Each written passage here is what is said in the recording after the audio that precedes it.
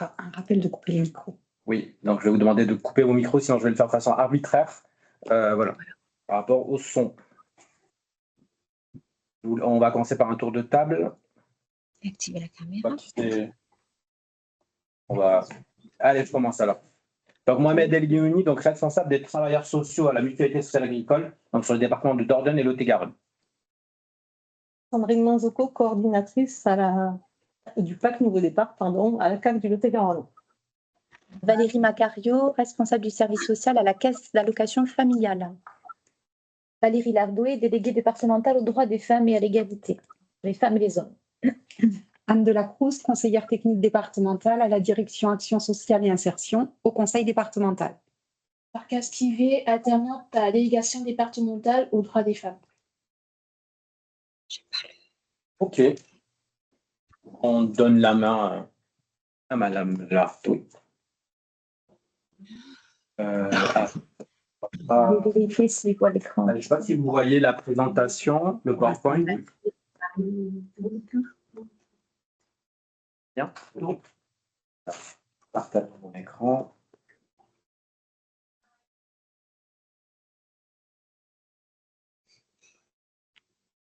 Oui.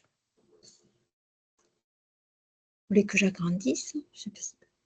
Ça va. Il y a encore des micros ouverts a priori. Alors, je vais les couper. Ouais, on coupe. C'est bon. Et surtout désactive, qui s'enlève de la vidéo. Après la vidéo, c'est pas grave. Bien. On ne peut pas avoir un... Parce qu'on voit la même chose que ça. Vous n'avez pas en mode présentation? Ok. C'est ça que j'entends, il faut agrandir. Attendez, juste ça.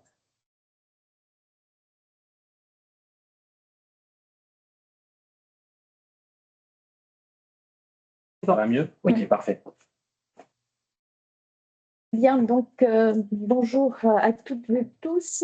Nous avons convié aujourd'hui dans le cadre de lancement des opérations relatives à l'expérimentation PAC Nouveau Départ.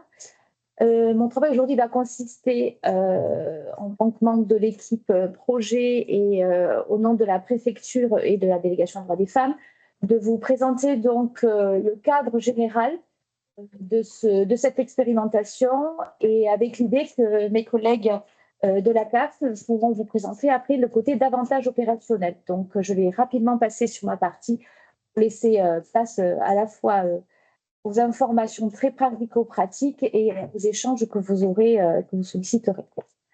Voilà, on va passer sur la deuxième diapo. Et donc, d'abord, vous rappeler les enjeux et la genèse de l'expérimentation.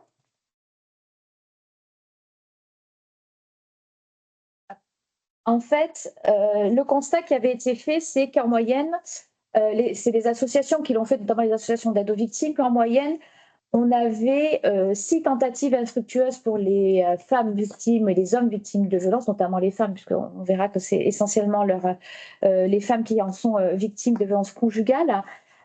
Donc, environ 6 tentatives infructueuses de quitter leur conjoint, donc en raison de freins multiples et variés.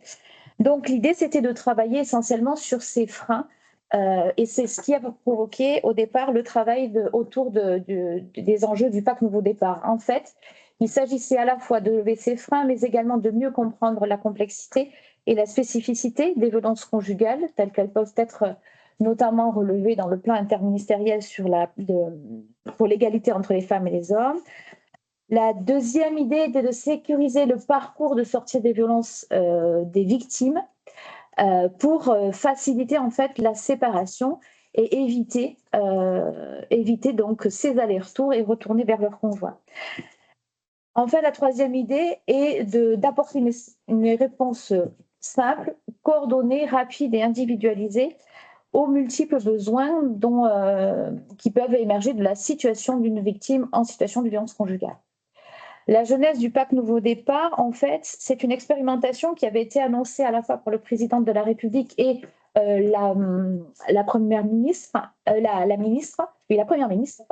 à l'automne 2022. Et c'est une expérimentation, donc on est vraiment sur, c'est important que vous ayez en tête cette idée d'expérimentation. Elle a été amorcée sur le département du Val d'Oise à partir de mars 2023. À la rentrée 2023, le Lot-et-Garonne a fait partie des quatre départements suivants qui ont intégré le principe de l'expérimentation de ce dispositif, enfin, de cette démarche, avec la Côte d'Or, la Bouches-du-Rhône, la Réunion donc, et nous-mêmes. Vous avez devant vous ici les représentants de l'équipe projet, puisque à l'automne 2023, les premiers travaux préparatoires ont été menés et ont permis d'associer donc évidemment la CAF 47, la MSA, le conseil départemental et moi-même, puisque je représente aujourd'hui la préfecture sur cette démarche.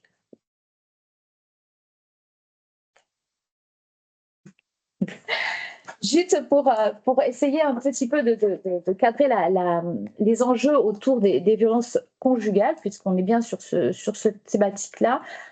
Pour vous donner un ordre d'idée, en France, en 2022, 145 personnes sont décédées sous les coups de leur conjoint, dont 118 femmes, et 31% de ces femmes avaient été victimes antérieurement de violences. Donc on sait que les violences conjugales s'inscrivent dans une durée et sur laquelle il faut également travailler. 12 enfants étaient également décédés en 2022 dans le cadre des violences conjugales, et de ces affaires de féminicide. Au total, en dehors de ces cas de violences conjugales mortelles, 239 000 victimes de violences conjugales par partenaire ou ex-partenaire, puisque c'est aussi ça la notion de violence conjugale, ont été enregistrés en 2022 par les forces de sécurité. Ces chiffres sont, comme je viens de vous le dire, des chiffres d'enregistrement, c'est-à-dire que les personnes ont porté à la connaissance des forces de sécurité leur situation de violence. On est loin de la réalité, puisque le service statistique du ministère de l'Intérieur a mené en 2022 et 2023 des études de victimation et qui ont permis donc d'interroger potentiellement les potentielles victimes de violences, et le taux de plainte estimé et qui est ressorti de ces études est de 14% en matière de violence conjugale. Donc, ce qui fait aussi l'intérêt de travailler sur cette question du repérage des violences, puisqu'on a un chiffre noir, qu'on appelle le chiffre noir des violences, qui est relativement élevé. En Lot-et-Garonne, pour cibler vraiment sur notre réalité de terrain qui est la nôtre, en 2022, nous avions 1163 victimes de violences conjugales enregistrées auprès des forces de sécurité et 85% d'entre elles étaient des femmes. Donc le territoire est bien concerné par cette réalité. Donc on était, voilà, ce qui a justifié certainement le choix du Lot-et-Garonne comme étant un territoire susceptible de faire preuve, d'abriter cette expérimentation PAC Nouveau Départ, à ceci associé également au fait que nous sommes dans un territoire rural et que cette ruralité rend difficile parfois le repérage et l'accompagnement des personnes. Les objectifs, le public cible, le fonctionnement du PAC Nouveau Départ. S'agissant des objectifs, de la tasse, mais pas lié à mon cerveau, mais lié à la machine.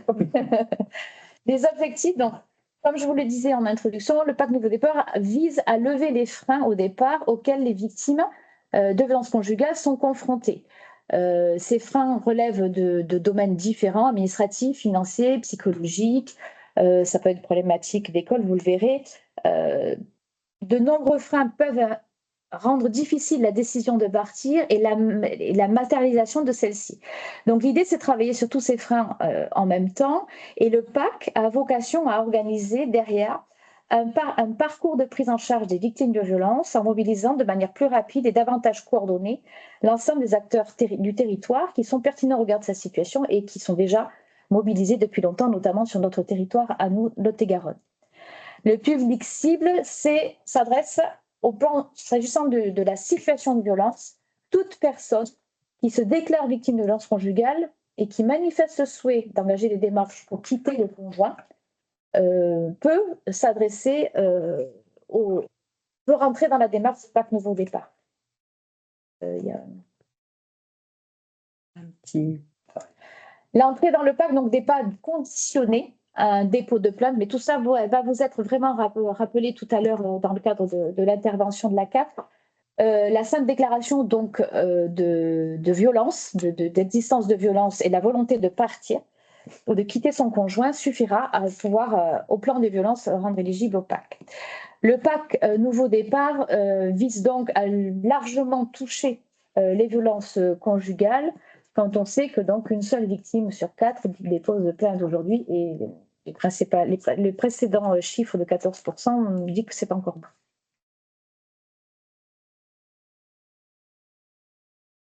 Le fonctionnement, le PAC Nouveau Départ, en fait, repose sur 3 niveaux d'intervention différents. Le principe de la détection de la victime qui est confié à un réseau qu'on appelle des tiers détecteurs. Donc, vous avez, ce sont des structures, des associations, ou également des institutionnels qui ont été démarchés dans le cadre de nos travaux de préparatoire du PAC Nouveau Départ et qui ont signé des engagements en ce sens pour faciliter la détection des victimes, notamment parmi ceux qui interviennent, ce qu'on appelle les professionnels de premier recours, qui ne sont pas forcément relevant du champ des violences, mais qui peuvent aussi accompagner les personnes à un moment donné dans leur existence. L'activation, le deuxième niveau d'intervention, c'est l'activation d'un parcours d'accompagnement via la coordination d'un travailleur social recruté par la CAF, dont vous avez découvert le visage là aujourd'hui, et qui va vous expliquer sa méthodologie de fonctionnement, et qui permettra donc de sécuriser à la fois la mise en place des aides, mais les dispositifs d'accompagnement partout sur le territoire du département. Ensuite, c'est l'idée d'accompagner de manière améliorée, accélérée, pour répondre aux besoins de la victime, via donc l'engagement d'un réseau qu'on appelle de réseau de référents sectoriels partenaires qui interviennent donc dans des domaines différents afin de répondre de manière large aux besoins de la victime. Le PAC Nouveau Départ n'est en aucun cas un nouveau dispositif, mais une démarche d'amélioration en quelque sorte, en tout cas c'est le but de la coordination déjà existante et d'améliorer à la fois le côté détection et le côté accompagnement.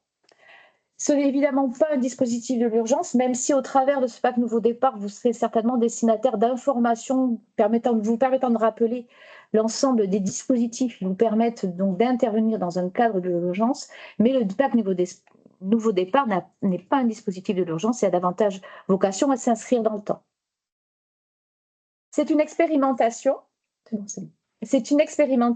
Donc une démarche intégrée à l'échelle du département avec une montée en charge progressive que l'on respecte aussi, et je vous préciserai en fin d'intervention le calendrier. Pardon, j'ai juste le CMS de Marmande qui me signale qu'il n'arrive pas à se connecter. Je voulais être sûre qu'il n'y avait pas de demande en attente. Bon, je viens de renvoyer le lien. Ok. Tu peux me l'envoyer, s'il te plaît, le lien, parce que je pense que nous aussi, on n'a pas le lien. Ah. Et là, on se connecte.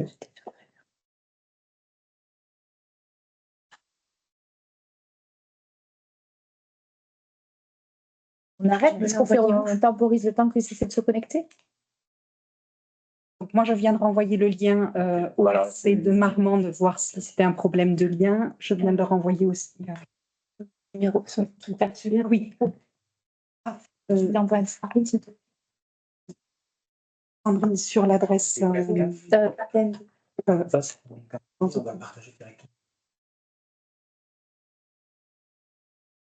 D'accord, alors attends. Vous l'avez directement, vos calendriers. On clique là. À droite. Je n'en vois pas, Sandrine. Je pense que ça a l'air d'être bon. Là, tu fais transférer et tu envoies à la collègue qui n'a pas le lien. Maintenant. On vous demande juste quelques instants. Hein. On essaie de faire d'envoyer les liens aux personnes qui n'arrivent pas à se connecter. Karine était connectée.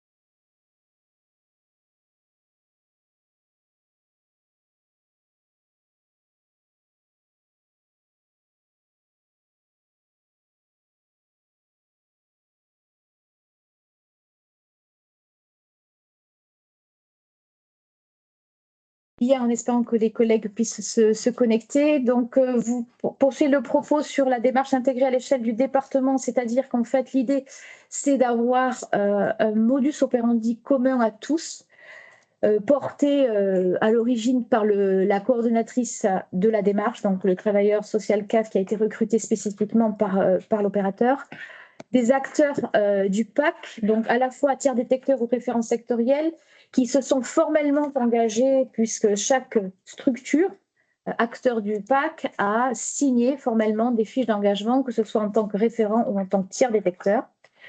Cette démarche est intégrée parce qu'elle est centrée sur des outils spécifiques qui sont partagés entre tous les acteurs, et ces outils sont exclusifs de fonctionnement parallèle, c'est-à-dire qu'on va devoir travailler rien qu'avec ces outils-là. Une adresse CAF unique, un modèle de fiche de saisine qu'on vous décrira tout à l'heure, des mails standardisés pré-automatisés et des consignes de nommage des échanges pour faciliter et garantir une fluidité entre vous et nous, afin d'avoir à la fois un suivi rapide des situations, mais également remonter au niveau de l'expérimentation, puisque comme on est une expérimentation, nous devons collectivement rendre compte du fonctionnement et de la plus-value de celle-ci.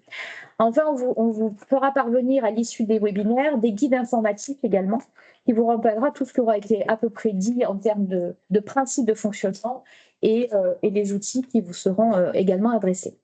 La préfiguration, la démarche intégrée repose aussi sur la préfiguration de parcours adaptés qui ont été pensés en amont pour faciliter et encore une fois fluidifier la prise en charge des victimes. Enfin, la mise en place d'une procédure de déblocage des cas complexes. Il s'agit juste, en cas de difficulté à un moment donné, de pouvoir avoir accès à une procédure, on peut dire, d'évocation de ces difficultés auprès d'abord du COTEX, c'est-à-dire du comité technique qui va être tenu par l'équipe projet, mais également au niveau de la préfecture. L'idée, encore une fois, c'est d'améliorer globalement la prise en charge et de fluidifier celle-ci. C'est une démarche purement expérimentale avec une montée en charge progressive, en ce sens qu'on va mener une expérimentation et l'évaluation, évidemment, au plan départemental du PAC Nouveau Départ. La mise en place d'indicateurs, donc cette évaluation va reposer sur la mise en place et la restitution d'indicateurs qui seront consolidés au niveau de l'acteur coordinateur CAF, donc notre coordinatrice, avec la mise en place aussi d'une... C'est bon, tapez sur celle du milieu. Bonjour Nadine. Alors, on va couper le micro. Merci. Bonjour, je coupe le micro. C'est une arrivée fracassante, mais... Pour tous ceux qui nous rejoignent, merci de couper les micros. Je vais le faire. Et de poser les questions au fur et à mesure sur le chat. On fera un point en fin de présentation, un temps d'échange, et on reprendra toutes les questions.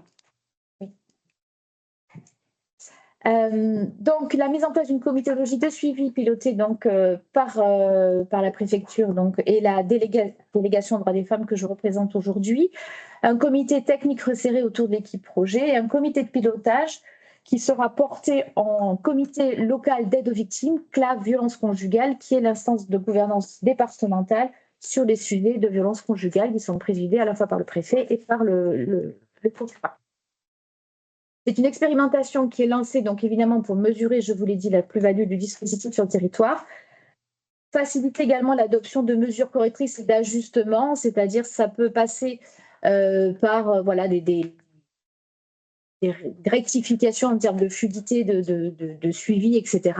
Mais c'est aussi favoriser peu à peu l'intégration progressive de nouveaux tiers détecteurs pour améliorer encore la détection des situations de violence, notamment en ruralité, comme je vous disais, en préliminaire, et également l'intégration progressive de nouveaux références sectorielles susceptibles donc d'accompagner à lever les freins des victimes en fonction des besoins de celles-ci et sur des domaines qu'on n'aurait pas initialement abordés aujourd'hui en début d'expérimentation. J'essaie de connecter les derniers. Le calendrier de l'expérimentation, donc je vous l'ai dit, début des travaux préparatoires octobre 2022. Le 10 septembre 2024, lancement donc de la phase préopérationnelle de l'expérimentation en comité local d'aide aux victimes. Ça s'est fait donc en préfecture le 10 septembre dernier.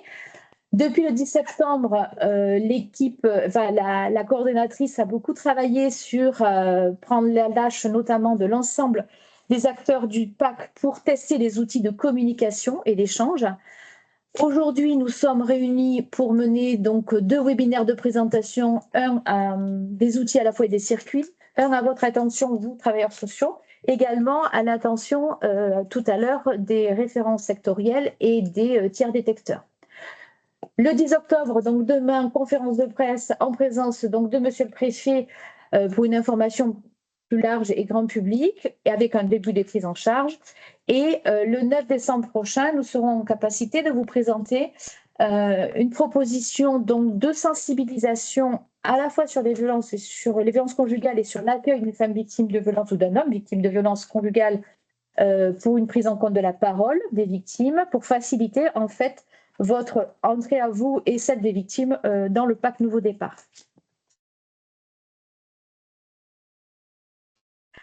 Enfin, juste très rapidement, vous montrer donc déjà le travail qui est de consolidation des acteurs ce qu'on appelle les acteurs du premier cercle, parce que vous l'aurez compris, on est sur une expérimentation progressive avec une montée en charge progressive.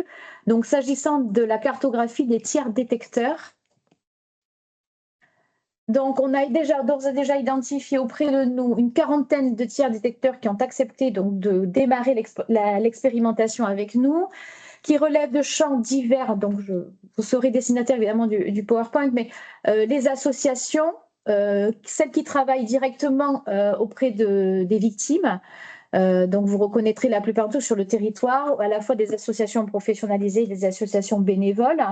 Vous avez également des acteurs institutionnels dits du social, donc évidemment dont au principal l'ensemble des acteurs présents dans l'équipe projet, hein, donc le conseil départemental, la CAF, la MSA et les intervenants sociaux en gendarmerie. Également des professionnels de la santé, puisque la réponse sur les besoins de santé est une des réponses importantes. Donc la plupart, vous verrez l'ensemble des établissements hospitaliers du département ont intégré le dispositif, les détecteurs.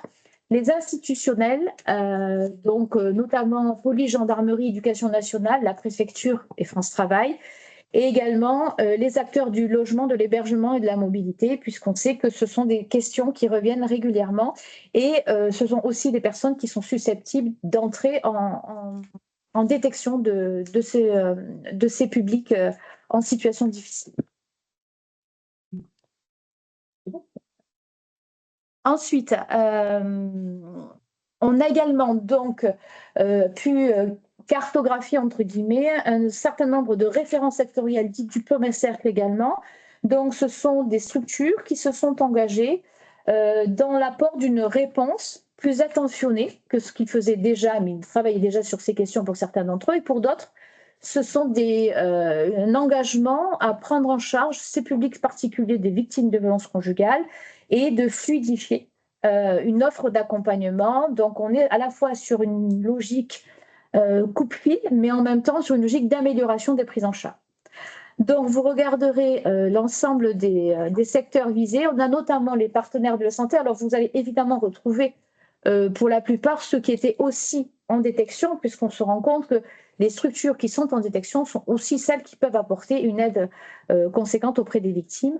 Donc, vous avez des partenaires de la santé, de l'accès aux droits, donc avec ceux qui vont notamment intervenir dans la mise en œuvre et l'activation des droits sociaux, des acteurs qui travaillent sur l'autonomie économique des victimes, puisque c'est un vrai enjeu quand on quitte son conjoint et si l'on ne travaille pas notamment, c'est le départ et l'occasion de repenser aussi sa situation au plan personnel, professionnel et économique. Donc France Travail, la direction des finances publiques également.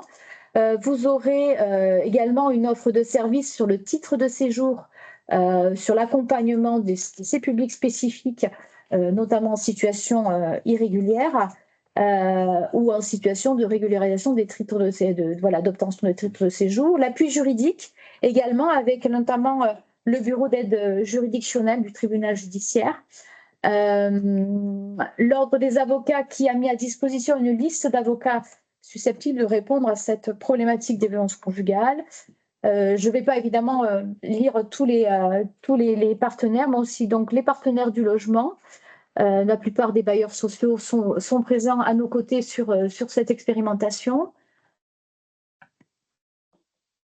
Et donc, en se poursuivre en fait sur les référents sectoriels, vous aurez aussi des référents qui travailleront donc sur l'accompagnement et l'écoute des victimes tout au long du parcours, notamment donc les partenaires associatifs, l'accompagnement social qui pourra être mené par nos partenaires, donc évidemment sur l'équipe projet, donc le conseil départemental, la CAF et la MSA en fonction des publics concernés.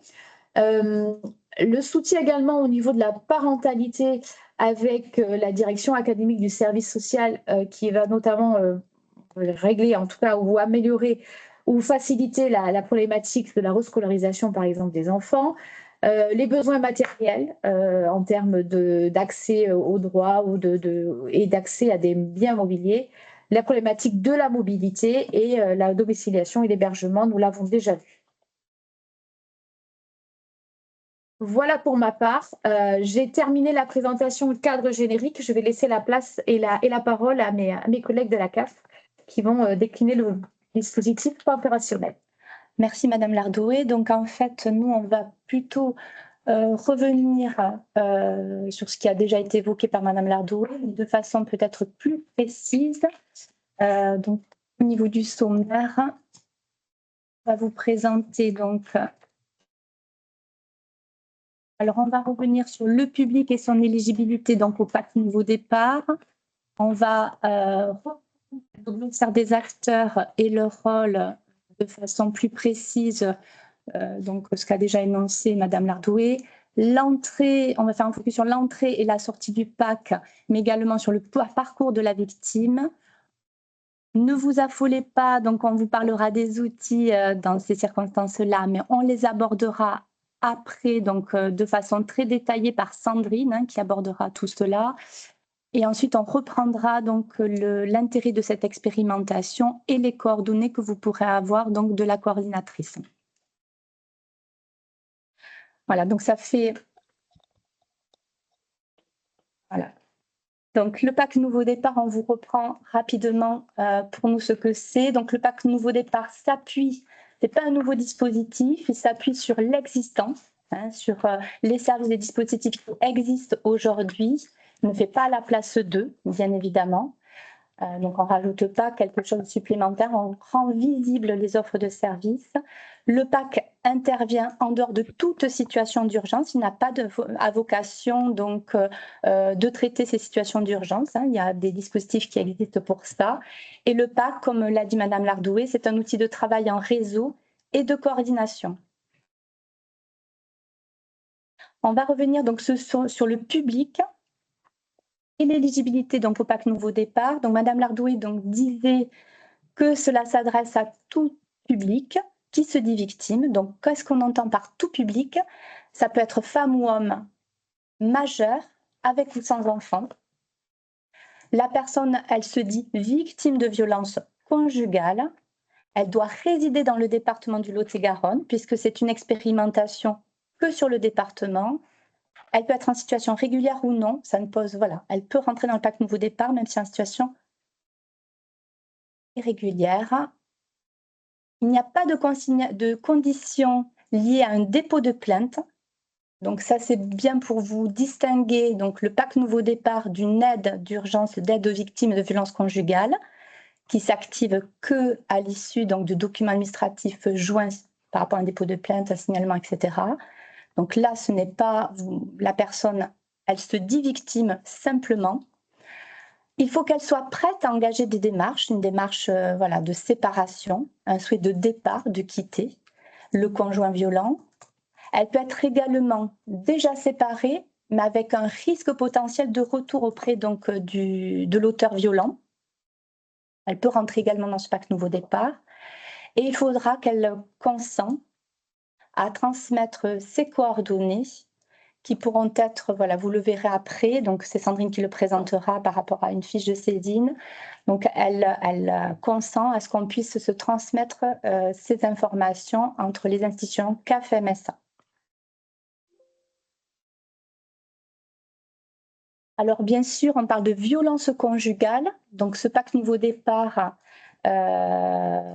s'adresse à un public donc, concerné par les violences conjugales. Si c'est un enfant, enfin, des violences entre parents et enfants, voilà, même si la violence conjugale peut avoir donc, des victimes collatérales, ce n'est pas l'objet. Le pacte Nouveau Départ s'adresse vraiment à l'adulte dans le cas de violence conjugale. Donc, on rappelle juste succinctement les différentes formes de violence. On entend par violence conjugale les violences verbales et psychologiques, les violences financières, les violences physiques, les violences sexuelles, et de plus en plus, on entend voilà, les situations de cyberviolence. Voilà, donc ça sera repris. Il y aura des temps de sensibilisation, comme l'a dit Madame Lardoué, sur tout le territoire du département qui vous sera proposé donc fin 2024, début 2025. Donc on reviendra par rapport à ça ultérieurement. On va revenir sur le glossaire des acteurs et leur rôle, puisque vous avez entendu parler tout à l'heure donc de Madame Lardoué parlait de tiers détecteurs, de référents sectoriels, de référents de parcours et du rôle donc de la coordinatrice. Voilà, donc c'est vraiment les 4 acteurs principaux. Tiers détecteur, on est dans le repérage, la détection. Le référent sectoriel, ce sera donc lui propose des offres de services. La coordinatrice permettra l'articulation de tout ça et le bon fonctionnement donc, de ce pacte Nouveau Départ. Et le référent de parcours, on entend par référent de parcours donc celui qui va donc réaliser l'accompagnement social. On va détailler donc précisément ce qu'on entend par rapport à chaque acteur. Voilà, donc le tiers détecteur, c'est une structure susceptible d'identifier les victimes de violences conjugales et qui a contractualisé une offre d'engagement donc auprès de Madame Lardoué. Voilà, vous avez quelques exemples, vous les avez vus tout à l'heure, ils vous ont été énumérés. Leur rôle, c'est un rôle bien sûr de repérage, de détection, d'information et d'orientation. Donc on attend donc du tiers détecteur qu'il accueille la parole, qu'il présente et informe donc sur le pacte Nouveau Départ, qu'il recueille le consentement de la victime à intégrer ce pacte Nouveau Départ et à communiquer les coordonnées à la CAF et à la MSA. Voilà, et ça se fera par le renseignement et la transmission d'une fiche de saisine à la coordinatrice de la caisse d'allocation familiale. Vous avez entendu parler des références sectorielles tout à l'heure, on vous les a présentées également.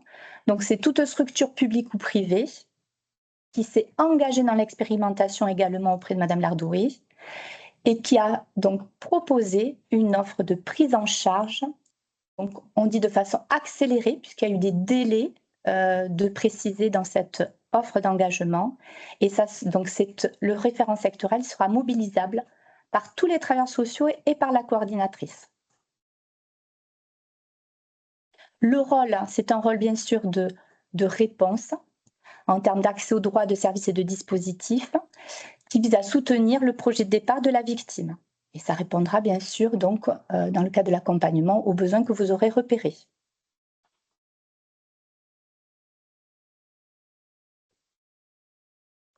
Dans chaque référent sectoriel, on a demandé à chaque structure de proposer un référent opérationnel et un référent stratégique. Donc on distingue le référent opérationnel qui lui sera l'interlocuteur direct des travailleurs sociaux et de la coordinatrice. Voilà. Et sera le premier niveau d'interpellation si un blocage par la coordinatrice. Son rôle à lui, ça sera de s'assurer de l'état d'avancement du dossier, c'est-à-dire de s'assurer qu'il répond bien à l'offre d'engagement auquel il s'est engagé. Voilà. Et donc le référent stratégique, c'est un deuxième niveau. Donc lui, il sera réservé à la coordinatrice et ça sera vraiment en cas de blocage par rapport à l'offre d'engagement de la structure. Il a bien sûr une fonction hiérarchique et décisionnelle qui permet de débloquer les situations. Donc, il gérera toutes les difficultés dans le traitement des dossiers non résolus par les référents opérationnels. On est vraiment sur une deuxième strate et réservé à la coordinatrice. Et ça, c'était important de pouvoir l'identifier auprès de chaque structure référent sectorielle. Voilà. Ce qui vous importe à vous, donc voilà, donc le référent de parcours. Donc, on a demandé, voilà, c'est toujours, donc c'est un travailleur social diplômé. Donc, il relève, il est identifié par son cadre pour mettre en place l'accompagnement social auprès d'une victime de violences conjugales. Et vous le verrez tout à l'heure, il pourra également s'autosaisir dans le cas d'un accompagnement déjà entamé. Donc, il pourra autosaisir le PAC Nouveau Départ. Voilà. L'objectif étant de pouvoir saisir ses références sectorielles. Il faut qu'il y ait un intérêt. Son rôle, bien sûr, on va lui demander de réaliser un aller vers la victime s'il ne connaît pas la victime, proposer un rendez-vous d'évaluation des besoins, d'accompagner la victime et d'activer le réseau de références sectorielles. On vous dira après de quelle manière. Et d'interpeller la coordinatrice pour toute situation de blocage. Voilà. Donc, on va vous mettre à disposition des outils que Sandrine va vous présenter après, qui ont été mis en place dans le cadre par la Caisse nationale des allocations familiales, puisque nous avons donc le Val d'Oise, le département du Val d'Oise qui a démarré donc son expérimentation il y a plus d'1 an. Donc on utilise donc les outils dont ils se sont servis et qu'ils ont créés et que l'on a adapté à la CAF 47, bien sûr, à la réalité de territoire et à notre organisation propre en CAF 47. Voilà, et ces outils-là sont indispensables pour pouvoir évaluer et analyser l'expérimentation, puisqu'on parle bien d'une expérimentation avant d'une possible généralisation. Donc, ça sera, donc, pour nous, c'est très important. Et le rôle de la coordinatrice, bien sûr, donc elle a une fonction synoptique, elle fera l'interface par rapport à l'ensemble des acteurs du PAC Nouveau Départ. Son rôle est d'articuler le PAC Nouveau Départ, de sécuriser l'accès aux droits, aux services et aux dispositifs des victimes, en garantissant le respect des engagements pris par l'ensemble des acteurs. Sa mission sera de centraliser toutes les saisines du PAC Nouveau Départ, de réaliser une démarche aller vers la victime si la famille n'est déjà pas connue, pas accompagnée par le travailleur social. Si c'est un tiers détecteur, comme par exemple la gendarmerie, qui saisit le PAC Nouveau Départ, c'est donc Sandrine qui fera donc une démarche d'aller vers la victime, puisque la famille ne sera pas connue. Elle va évaluer l'éligibilité à ce PAC Nouveau Départ, ce qu'on a vu tout à l'heure, diagnostiquer les besoins et l'autonomie de la victime et identifier un référent de parcours.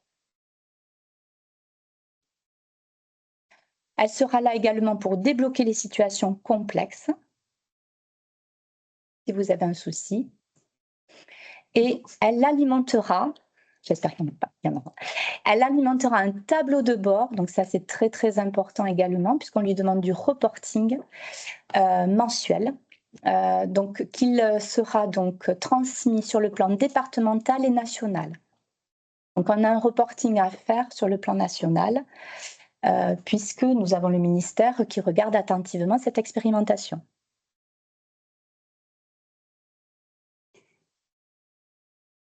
Voilà, et donc là maintenant, je vais laisser la parole à Sandrine Manzoko.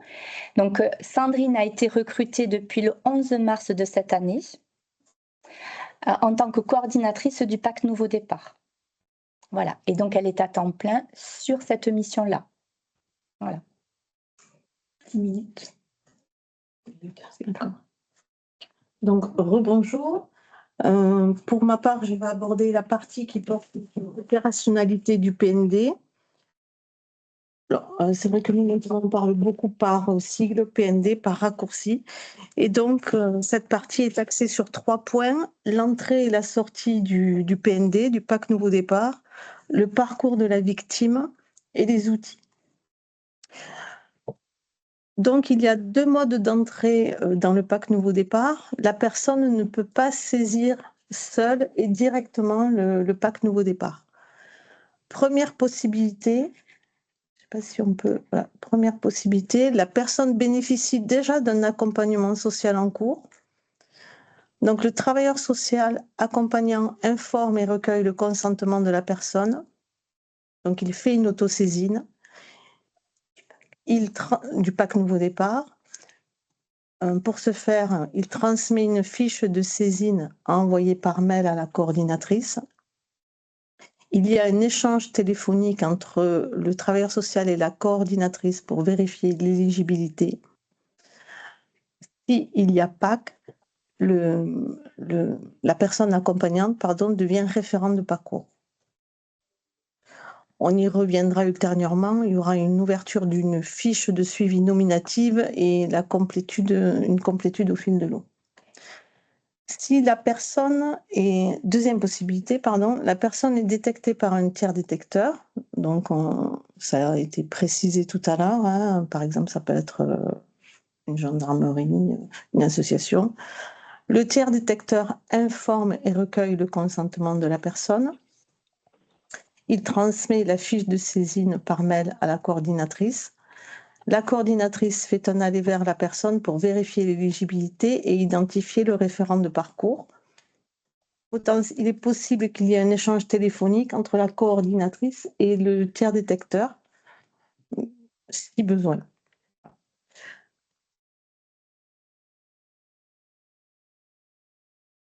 Donc, le parcours de la victime, si détection par un tiers détecteur. Donc, le tiers détecteur, la victime évoque des violences conjugales et consent à entrer dans le PND. Transmission de la fiche de saisine à la coordinatrice. Donc là, on est sur l'alerte détection. La coordinatrice, elle réceptionne la fiche de saisine. Elle fait un aller vers la victime, éligibilité, identification du référent de parcours, plus information à la victime de la personne qui sera en charge de son accompagnement. Le référent de parcours, donc, il rencontre la victime pour évaluation des besoins et il active le réseau de référents sectoriels. Le référent sectoriel, lui, réceptionne là où les demandes transmises par le travailleur social. Il apporte une ou plusieurs réponses en conformité avec l'offre d'engagement. Et la coordinatrice, elle est fil rouge en fait sur l'ensemble du parcours. Elle intervient en appui technique et ciblocage. Et surtout, on ne l'a pas précisé dans les slides, mais elle est en boucle retour de l'ensemble des liaisons interpartenariales. Vous le verrez plus tard dans les outils. Je suis dans les mails pré-automatisés, notamment, je suis en copie via une boîte partagée de l'ensemble des liaisons. On passe au parcours de la victime si autosaisine du travailleur social déjà accompagnant. Donc, le travailleur social transmet la fiche de saisine à la coordinatrice. Évidemment, au préalable, il va échanger avec la personne sur la plus-value pour la personne d'intégrer le PAC Nouveau Départ, sur l'intérêt de rentrer dans cette expérimentation, enfin, pas dans l'expérimentation, mais dans ce dispositif, on va dire, cette mise en réseau. Et elle va recueillir son consentement. La coordinatrice réceptionne la fiche de saisine. Il y a donc le contact téléphonique avec le travailleur social. Si éligibilité, le travailleur social devient le référent de parcours. Le référent de parcours, dans le cadre de son accompagnement, active le réseau de référents sectoriels. Référent sectoriel réceptionne là où les demandes. Il apporte là où les réponses en conformité avec l'offre d'engagement. Idem, coordinatrice en fil rouge, intervient en appui technique, ciblocage et en boucle retour de l'ensemble des liaisons. La sortie du PAC Nouveau Départ. Donc, la sortie du PND ne signe pas automatiquement la sortie d'un accompagnement. Celui-ci peut continuer, évidemment, après la sortie du PAC Nouveau Départ, puisque le PAC Nouveau Départ porte essentiellement sur une activation et une accélération des droits. Donc, le PND, ça c'est important de le préciser, peut être mobilisé plusieurs fois pour une même personne, hein, ça dépend de la temporalité au niveau de l'accompagnement, et aussi parce que pour le moment, dans les offres d'engagement, un premier cercle a été rencontré, mais il est prévu de rencontrer un second cercle et peut-être d'intégrer d'autres références sectorielles qui pourraient amener d'autres offres d'engagement liées à des engagements, enfin à des offres qui n'étaient pas pour le moment pourvues et qui pourraient, pas intéresser, mais qui pourraient faciliter merci de m'aider, mes collègues. Voilà, c'est sécuriser le parcours de départ. Voilà. Donc, c'est payer cette offre. Okay. Donc, la personne bénéficie d'un accompagnement social dans le cadre du PAC Nouveau Départ. L'ensemble des dispositifs, donc là on est sur la sortie, l'ensemble des dispositifs répondant aux besoins de la victime a été sollicité. Tous les retours des références sectorielles sollicitées ont été apportés, plus on se laisse à peu près un délai d'1 mois de délai sans perspective de sollicitation. Il y a évidemment un échange, c'est une décision commune pour sortir du PAC entre la victime, la personne et le travailleur social.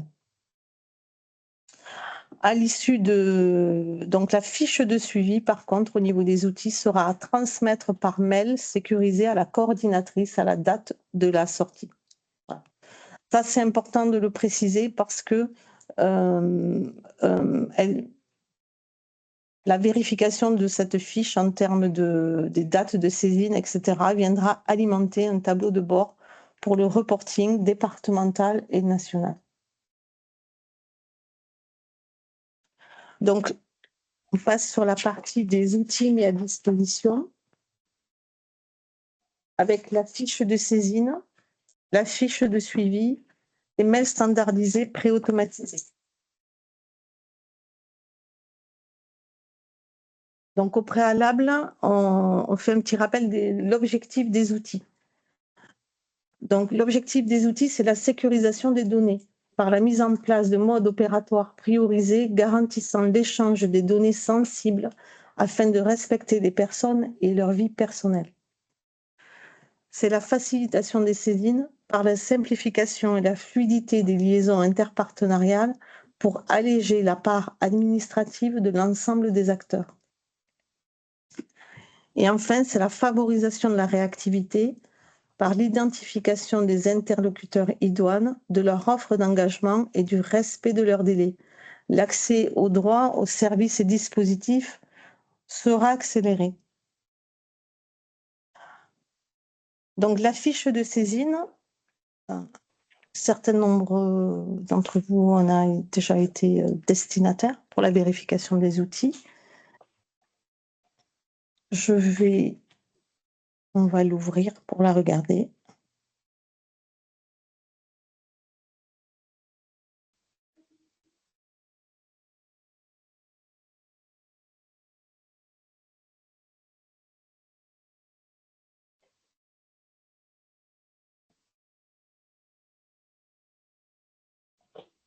On vous en parle depuis le début de la fiche de saisine, mais voilà, donc on va pouvoir vous la présenter. Ça sera peut-être plus parlant.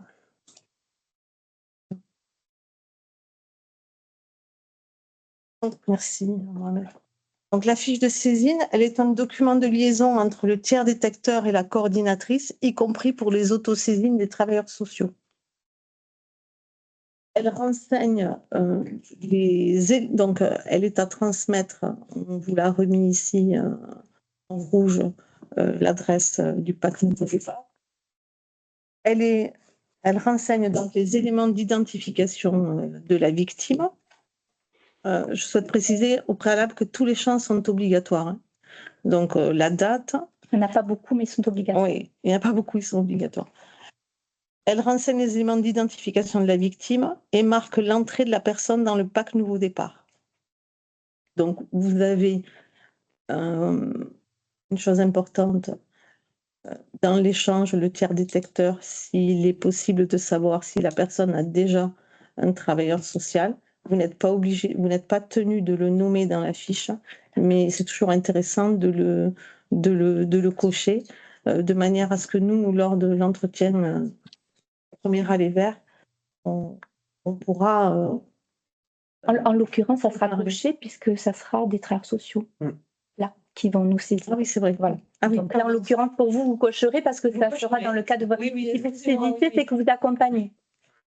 On a 2 webinaires, excusez-moi. Donc, le nom, le prénom, la date de naissance, l'adresse de domiciliation. Les numéros de téléphone et ou adresse mail de contact, là, on parle des coordonnées sécurisées pour la personne. Bien évidemment, il se peut qu'il n'y ait pas de mail ou inversement pas de téléphone. S'il n'y a pas une absence de coordonnées semble compliquée, il faudrait au moins qu'il y ait une des 2 coordonnées. C'est important de préciser que c'est une coordonnée sécurisée pour la personne parce que c'est à partir de ces coordonnées que se feront les contacts, les prises de contact et les allers vers, tant par la coordinatrice que plus tard les référents sectoriels si besoin. Ensuite, il y a une partie sur l'information sur le tiers détecteur, organisme et fonctions, le nom et prénom, votre numéro de téléphone ou adresse mail. Et ne pas oublier de cocher « J'atteste avoir informé la personne et recueilli son consentement pour que ces informations soient communiquées à la CAF et à la MSA du Lot-et-Garonne ». Donc, cette fiche est à transmettre par mail à la coordinatrice. Il est important de préciser que la sécurisation de cette fiche par mail appartient à chacun. Nous, au niveau de la CAF, on vous communiquera un mode opératoire pour sécuriser le document, mais c'est à charge à chacun de sécuriser ou pas.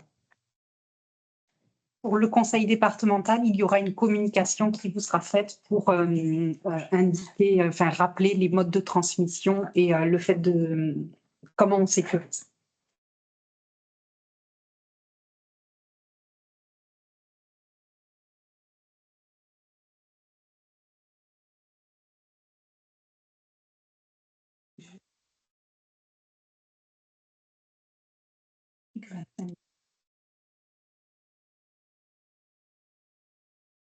N'hésitez pas à mettre sur le niveau de la conversation si vous avez des questions. Donc, on va passer à la fiche de suivi.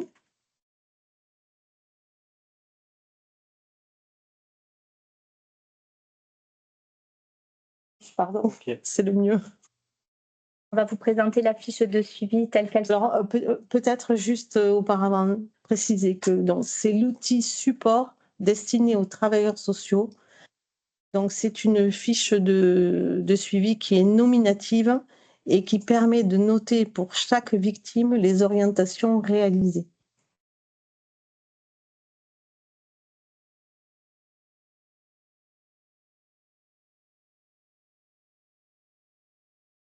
Donc, voici la fiche. Elle est organisée par thématique et par rubrique. Alors, peut-être que dans un premier temps, je vais vous la dérouler pour que vous compreniez un peu l'outil. Et ensuite, on va rentrer un peu plus dans le détail de l'outil. Donc, ce fichier vous sera communiqué vierge, à vous à charge, à chaque fois que vous aurez un accompagnement, à l'enregistrer sous et à l'ouvrir et à la nommer en fait. Donc, au départ, vous avez le nom de la victime ici, le prénom, et ensuite, à droite, le référent de parcours, donc c'est vos noms et vos coordonnées. Au début de la fiche, si vous avez fait une autosaisine, vous cochez la petite case et vous aurez accès directement, alors on va le faire,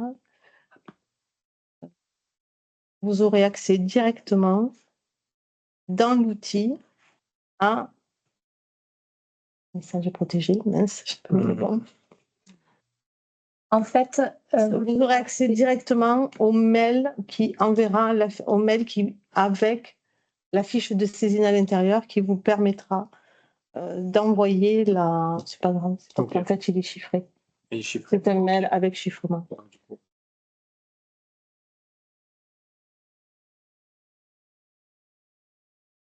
Donc, la fiche de suivi, elle est organisée, je le disais, par thématique. Les thématiques, vous les avez en couleur un peu orange. Donc là, on est sur la partie ouverture et elle est organisée par rubrique. Donc, les rubriques, à gauche, référence sectorielle, qui sera nommée, date de transmission au référent, date de retour au référent, les modalités de prise en charge. Donc, ça, c'est l'offre d'engagement, le contenu de l'offre d'engagement avec les délais et les coordonnées de contact. Donc, dans chaque thématique, les références sectorielles sont classées par ordre alphabétique. Donc là, bon, au départ, on a mis droit, on déroule. Donc là, on est sur la rubrique écoute, accompagnement dans les démarches. Vous pouvez voir qu'il y a Chrysalide, Maison des femmes, Maison DS, etc. Appui juridique, la DIL, France Victime, Info Droit, Ordre des avocats, Tribunal judiciaire d'Agen, Bureau d'aide juridictionnelle, Santé, la partie santé, Alizé, Centre hospitalier à Générac, CPAM de Lot-et-Garonne, MDPH, le droit au séjour, préfecture, le service des étrangers, etc., etc. Bon, il y a plusieurs catégories. Il y a l'autonomie financière, la mobilité, l'enfance, parentalité, la scolarité, l'emploi, domiciliation, hébergement, logement. On revient, vous donner un exemple. Alors, donc dans chaque rubrique, vous aurez donc, on l'a précisé à gauche par exemple, là ici le référent sectoriel, pour l'exemple c'est la préfecture. À chaque fois que vous voudrez le saisir, il faudrait que vous complétiez et que vous indiquiez la date de saisie. Et là à côté, c'est la date du retour de référent sectoriel. Ensuite, dans cette rubrique, vous avez donc l'offre d'engagement de la préfecture. Là, en l'occurrence, c'est une instruction accélérée des demandes des titres de séjour, situation analysée sous 10 jours, informations possibles sur les modalités de prise en charge, insertion rapide dans le planning des rendez-vous du service des étrangers. Et à chaque fois, en dessous, vous avez le délai. Délai, aller vers si besoin 10 jours, prise en charge à compter de la réception du dossier complet 5 jours. Et sur la partie droite, vous aurez directement le mail pour activer le référent sectoriel. Donc là, il s'ouvre. Voilà. Dans ce mail, donc c'est un mail standardisé, pré-automatisé pour vous faciliter les saisines. Donc, il y a déjà d'enregistrer, si vous voulez, les destinataires du mail.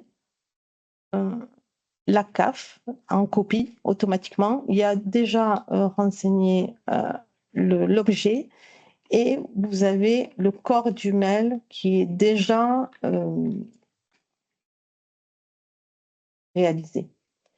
Donc, il y a toujours une phrase d'accroche, il y a un bandeau, orientation vers référent sectoriel. En premier lieu, vous voyez ici, c'est le référent sectoriel sollicité. Donc, en l'occurrence ici, c'est la préfecture Lot-et-Garonne Service des étrangers. Sur la seconde partie, là, c'est l'accompagnement social, PAC Nouveau Départ réalisé par, là en l'occurrence, c'est la CAF du Lot-et-Garonne, mais vous aurez des exemples, pardon, vous aurez des documents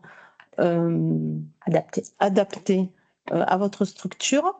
Là, en l'occurrence, pour les travailleurs sociaux de la CAF, on a fait des déroulants permettant d'indiquer les coordonnées de chacun. Ensuite, c'est la personne concernée, donc on vient indiquer les coordonnées de la personne, les coordonnées aussi sécurisées de la personne. Et dans le corps du mail, vous avez déjà l'offre d'engagement détaillée. Ça s'appelle le motif de la sollicitation. Et vous pourrez, à partir du déroulant, normalement, cocher, voilà. Donc, pour la préfecture, instruction accélérée, demande de titre de séjour, oui, non, voilà. Lorsque vous enverrez au référent sectoriel, lui, sur cette partie-là, retour prise en charge par le référent sectoriel, il pourra vous faire un retour. Donc, vous voyez là, il pourra vous écrire ce qu'il souhaite. Par exemple, il pourra faire une proposition de rendez-vous, etc. Et il saura, puisque c'est notifié dans le mail, qu'il devra, en fait, lorsqu'il recevra votre mail, il incorporera ces données et il renverra le mail en cochant « Répondre à tous ». Du coup, automatiquement, moi, je serai en copie et vous recevrez le mail. Là, on vous a mis un espace pour que vous puissiez mettre votre propre signature. Et ensuite, il y a le petit rappel qui précise que ce mail électronique, message et pièces jointes est confidentiel, destiné exclusivement à l'usage des personnes destinataires et circonscrit à l'expérimentation du PAC Nouveau Départ. Des outils au-delà du PAC Nouveau Départ de l'expérimentation ne pourront pas être utilisés. L'objectif étant de simplifier au maximum les erreurs, c'est-à-dire que vous aurez déjà de noter dans le mail le destinataire, toujours la coordinatrice en copie, c'est pour éviter donc toutes les erreurs. Voilà. Donc on a essayé de simplifier au maximum aux saisines des référents sectoriels. Alors, il y a peu de temps en tout. Alors, j'en ai pas pour longtemps, moi, il me reste 3 minutes à peu près. À la suite de la vérification des outils, il y a un certain nombre de référents sectoriels qui ont des difficultés à ouvrir nos mails qui, à l'origine, sont déjà chiffrés, en fait, sont déjà sécurisés. Donc, pour eux, il y aura un autre mode opératoire. Ce ne sera pas des mails comme ce que je viens de vous présenter. On leur communiquera le fichier source, en fait, c'est-à-dire la base Word que vous pourrez incorporer, que vous pourrez sécuriser avec un mode opératoire qu'on vous enverra et que vous inclurez dans un mail automatisé où il n'y aura aucune indication sur l'identification de la victime, qui lui n'est pas obligé d'être chiffré. Donc voilà, on vous communiquera tout ça. En fait, pour chaque référent sectoriel, vous avez donc l'offre d'engagement sur lequel s'est positionné et vous aurez à chaque fois la modalité de contact de ce référent. Voilà, comment l'interpeller rapidement avec un mode opératoire à chaque fois. En fait, il y aura deux façons de l'interpeller. On est encore en période d'ajustement et le test, vous l'avez vu, c'était pour certains, vous avez été contactés pour tester les outils. Donc, je le dis, on est encore en phase d'ajustement. Donc, en tout cas, pour les centres médico-sociaux, il y aura une communication dès qu'on sera vraiment bien au clair sur ce qui fonctionne et ce qui ne fonctionne pas, avec les mails cryptés, etc. Vous aurez une communication sur la procédure à appliquer. Comment, à qui et comment envoyer les différents documents. Voilà. Juste une petite précision, mais on aura l'occasion d'en reparler, hein, puisque moi je serai aussi certainement en appui technique. Donc les mails ne s'enregistrent pas comme c'est moi qui les ai faits. Ils ne s'enregistrent pas dans vos... On rentre dans ce détail. Bon, trop compliqué. Je viendrai vous expliquer de vive voix. Donc, je repasse la parole à Valérie, qui va faire un focus sur l'expérimentation. Voilà, donc c'est ce que disait Anne. En fait, on est le 3e département à s'engager dans cette expérimentation. Le Val d'Oise donc, a fait son bilan de la première année, qui est plutôt positif. Nous avons l'île de la Réunion qui a commencé, mais sur une partie du département. Et donc, le Lot-et-Garonne s'engage là voilà, et ça fait 1 an qu'on travaille sur ce PAC Nouveau Départ. Donc, en effet, tous ces outils qu'on vous a présentés, comme je vous l'ai dit, ont été créés par la Caisse nationale des allocations familiales. Hein. C'est vraiment de la novation. On l'a adapté par rapport donc, au circuit qu'on met en place au niveau de la CAF 47. Et bien évidemment, ils seront évolutifs et perfectibles. Ces outils sont vraiment circonscrits à l'expérimentation puisque vous allez avoir des coordonnées de référents sectoriels vraiment privilégiés pour cette expérimentation à vraiment ne pas utiliser dans un autre contexte. Voilà, donc ça, c'est très important. Voilà, ces coordonnées restent confidentielles et non communicables. Hein. Voilà, donc on est vraiment encore c'est une expérimentation, donc on va s'ajuster. Voilà, vous allez nous faire remonter donc des propositions d'amélioration. Notre objectif, c'est de simplifier, hein, de fluidifier les relations entre les partenaires. Donc, si on a d'autres possibilités que ces outils-là, on vous les communiquera. Voilà. Voilà ce que l'on peut dire. Voilà. Les coordonnées donc de la coordinatrice, uniquement pour le pack Nouveau Départ, bien sûr. Vous avez donc son adresse mail là, hein, de toute façon, on va vous communiquer le PPT. Et il y a un numéro de téléphone. Donc, si vous laissez un message, vous ne saurez pas sur quelle messagerie vous tombez. Elle est anonymisée volontairement, puisque c'est un numéro de téléphone avec lequel elle va contacter, elle va faire l'aller vers des victimes quand les victimes ne seront pas connues par les travailleurs sociaux. Et donc, on ne sait jamais si l'auteur tombe sur ce numéro de téléphone. Il ne faut pas qu'il reconnaisse voilà, l'endroit avec lequel la personne a été appelée. Voilà, donc c'est vraiment volontaire. On vous remercie de votre attention et des difficultés que nous avons eues techniquement. Voilà, donc par contre, place aux échanges peut-être maintenant. Alors, il y a eu quelques questions posées. Ah, très bien. Donc peut-être en priorité répondre. Bien sûr, bien sûr. Le premier, si on fait dans l'ordre du déroulé du pack Nouveau Départ, il y avait une question sur vérifier l'éligibilité. Quels sont les critères? Donc, en sachant que les critères, c'est ceux qui ont été rappelés.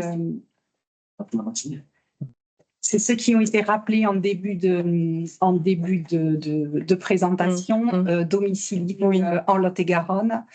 Vouloir homme ou femme majeur, avec ou sans enfant, résident ou domicilié dans le 47, qui se dit victime de violence, donc conjugale, non pas intrafamiliale, conjugale.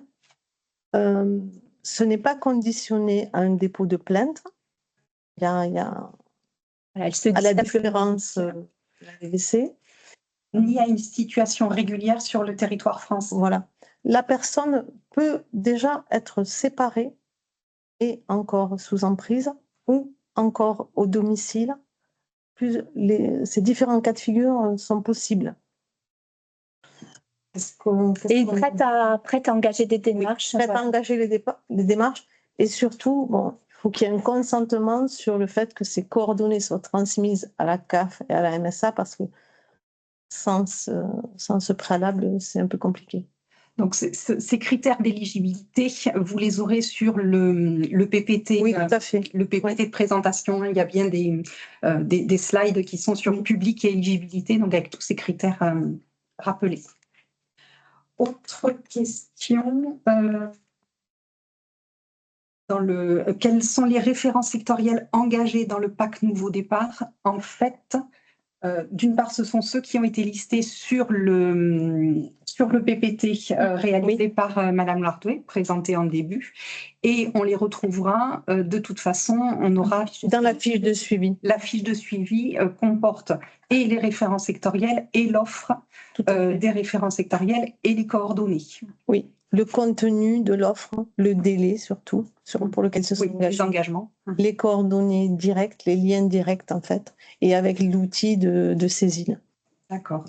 Par rapport aux référents sectoriels, il y avait une question spécifique conseil départemental qui était de savoir quelle était l'offre portée par le département pour la polyvalence, puisqu'après il y a une offre au niveau de l'autonomie et du FSL, un traitement accéléré des demandes. Pour la polyvalence, on est sur un premier rendez-vous proposé dans les 10 jours après saisine et l'entrée dans le dispositif. Voilà notre offre.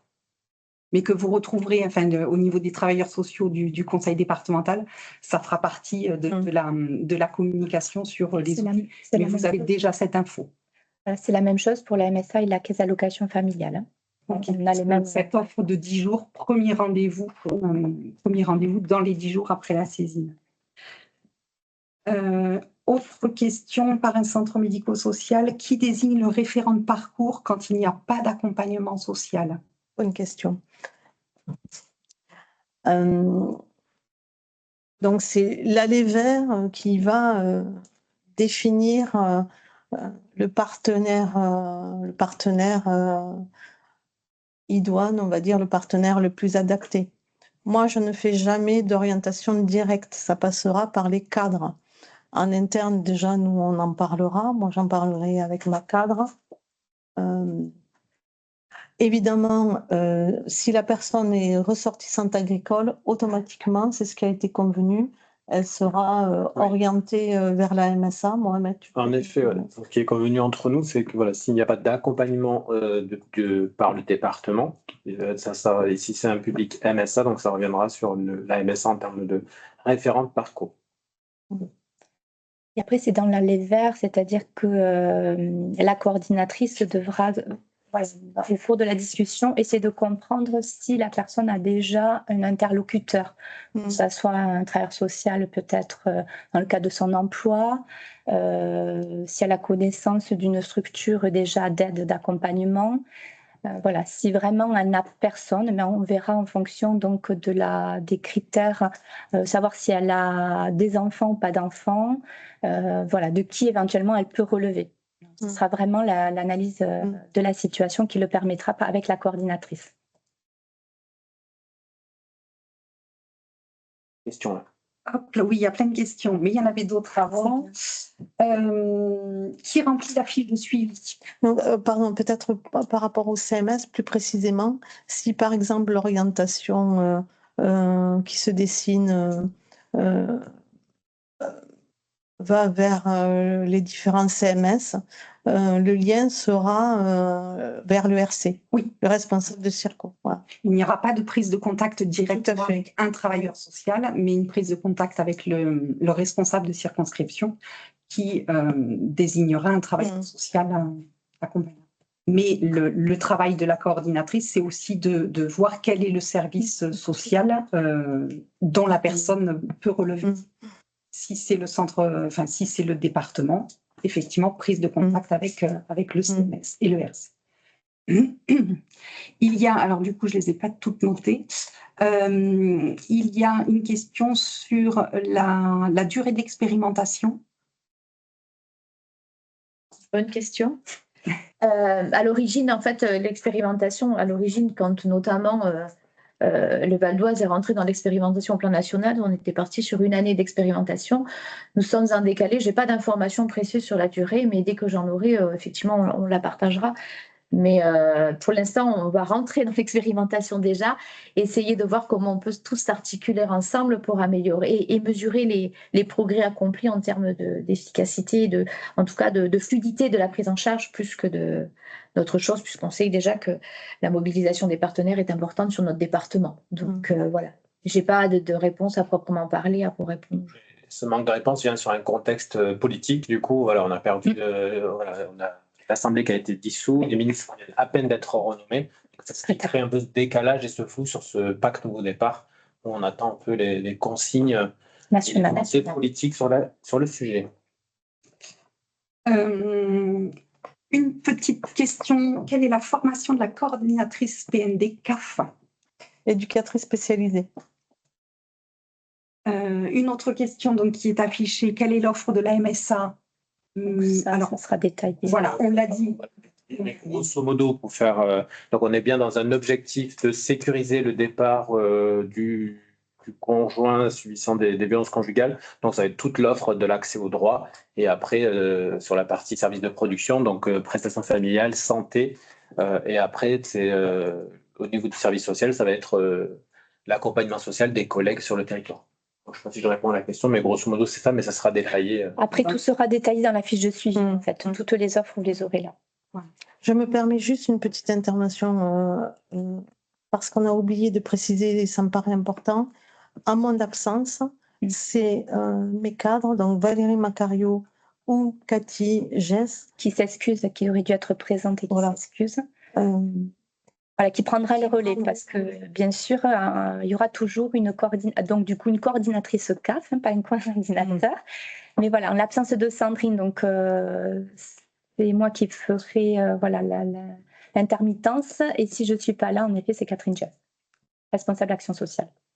Alors, il nous reste très peu de temps. Il y a une question qui est vraiment importante, c'est la coordination entre il y a des questions entre la coordination avec la DAVVC et la fiche de saisine, puisqu'il y a plusieurs dispositifs et j'imagine que les équipes, la DAVVC, c'est ce que vous avez. L'aide d'urgence. Oui, c'est la VVC, oui. Voilà. Alors, dans la fiche de suivi, vous pourrez indirectement, saisir la CAF, tout en sachant que la VVC, c'est une offre déjà accélérée. La réponse, elle est portée entre 3 à 5 jours.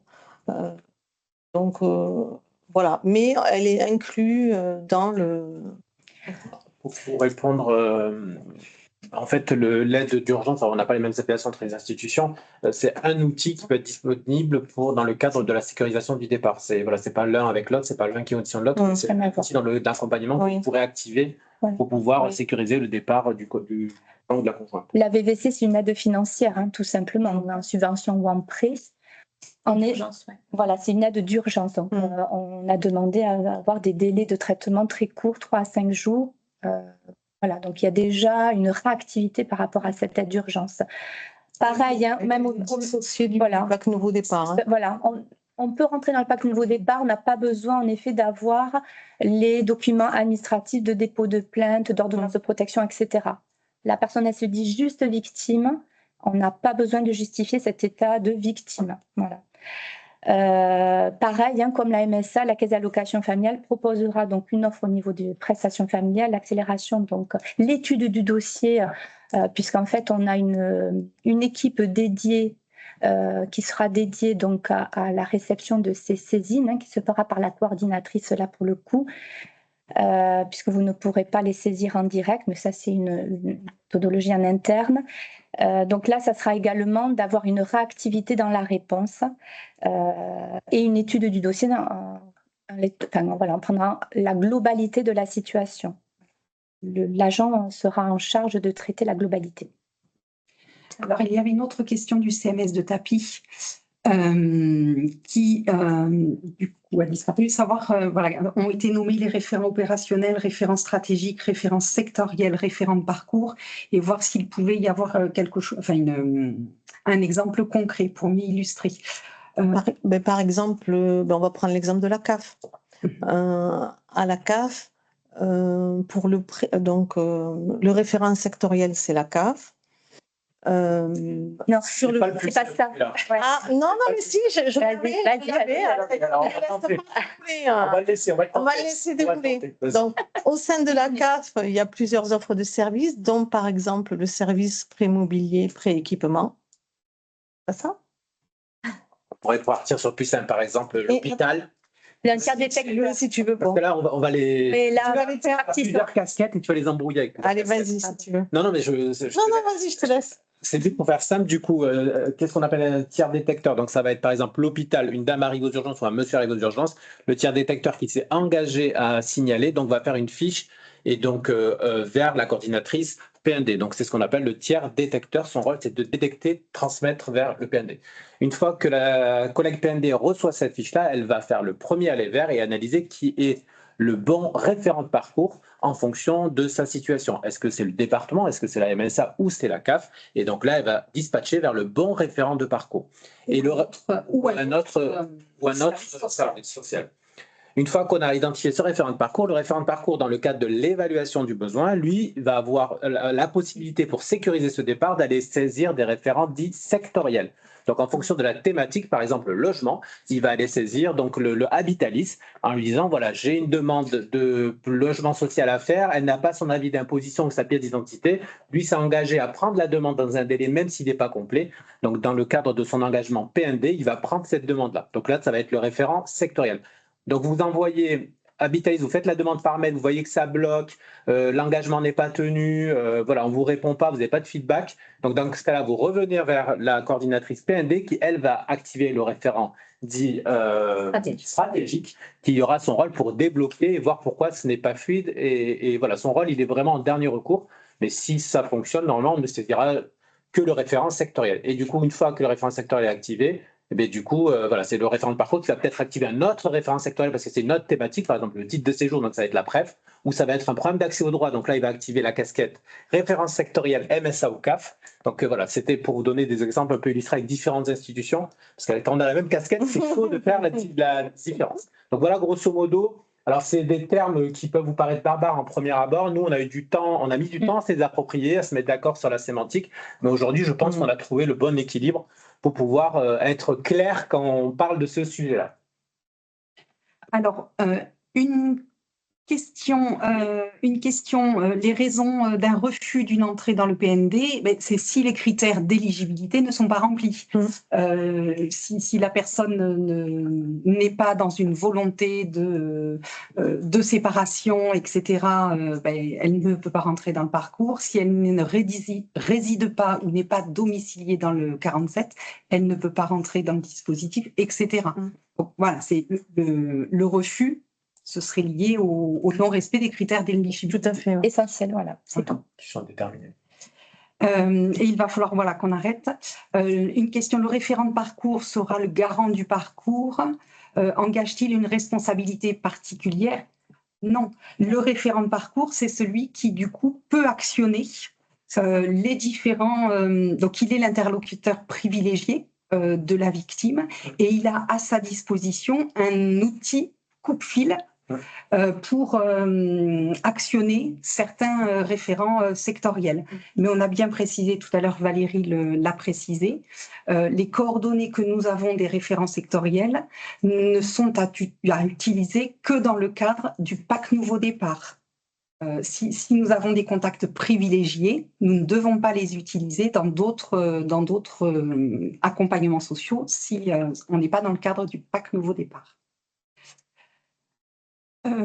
Des questions sur le référent sectoriel OCD.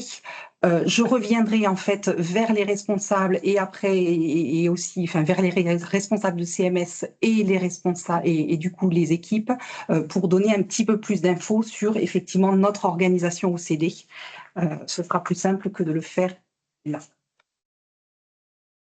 Et a priori, là, toutes les questions qui avaient été posées, nous les avons abordées, sauf s'il y en a une qui est passée dessus et que je n'ai pas vue. Mais de toute façon, nous avons atteint l'heure de fin, qui était non pas 10h45, puisqu'à 10h45, nous avons un autre webinaire avec les tiers détecteurs et références sectorielles qui ne sont pas les travailleurs sociaux de polyvalence de la CAF ou de la MSA.